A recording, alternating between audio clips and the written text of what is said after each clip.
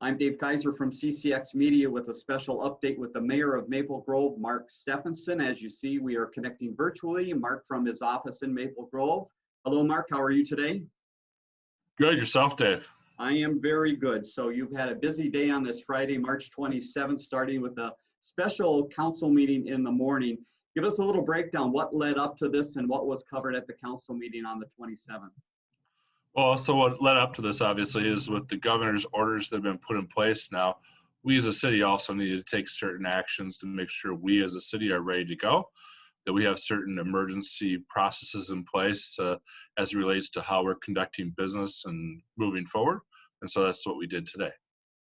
And so it sounds to me like part of the option is that if for some reason the council, the mayor was to not be able to come to a meeting or you weren't able to meet, the city's still able to do some things without that happening. Is that in a nutshell what some of the new rule is of declaration? Yes, essentially. So what it allows us to do is it allows us to enter into some contracts that we need to have and not necessarily follow some of the open bidding rules that otherwise would exist.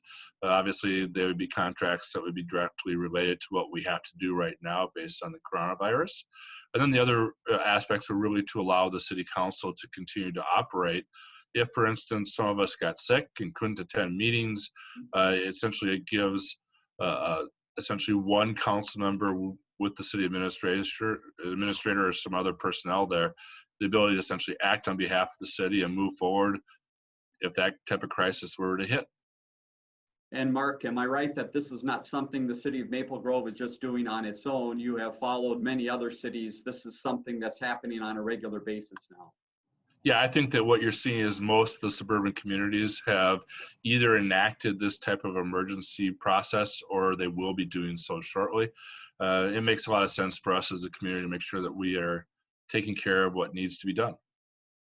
In our final couple minutes here, let's talk about city staff. So what is happening at the government center? What is happening at other city facilities? Who's there? Who's not there? Who's working remotely?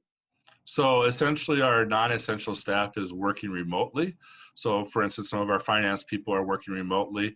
A number of our parks and recreation people are either working remotely or not really working right now because the program is shut down. So I think that what we really have is, for instance, for City Hall, we still have the process in place where you come through the door and you have a telephone and you can get a receptionist and they can either direct you to someone else or say essentially that's an item that you can finish online. So please do so in that way. Our community center is closed right now. I know that they were working with the American Red Cross on a blood drive. And so that may be open next week for that blood drive if that happens.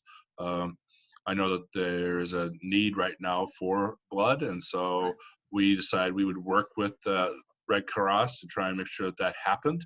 Seemed like the appropriate thing to be doing in these times. But otherwise, our city facilities are closed to the public. We're going to continue, obviously, with our police and fire and public works as they need to be able to work and operate. And so that's what we'll continue to do. I know one other question I had related to the declaration, it looks like utility late fee changes. So again, you're having to look at all sorts of fees and normal processes that you wouldn't really have to talk about, but now you're having to figure out how those work. Yes, and so essentially what we decided to do this morning is that essentially for this quarter, we won't impose any late fees on people who pay their utilities late. We know that times are tough, that the economy we're hoping will bounce back quickly. And so for this quarter, if you can't pay, we're not going to apply the late fees. Obviously, the fees will still apply at some point in time.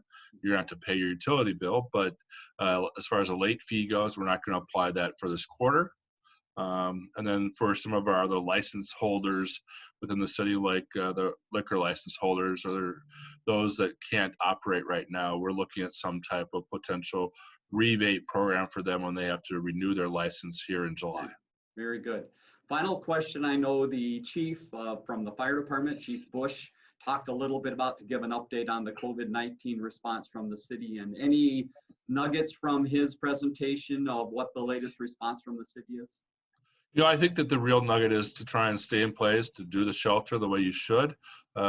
We know that you're going to have to go some places and do some things like get groceries, but really right now the idea is if you can stay in place, stay at home, You're going to limit your exposure.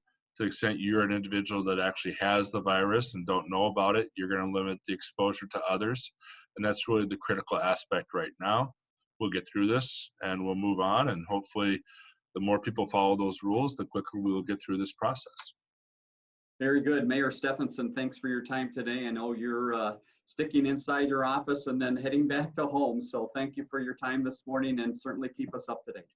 Thank you, Dave. Thank you for your time.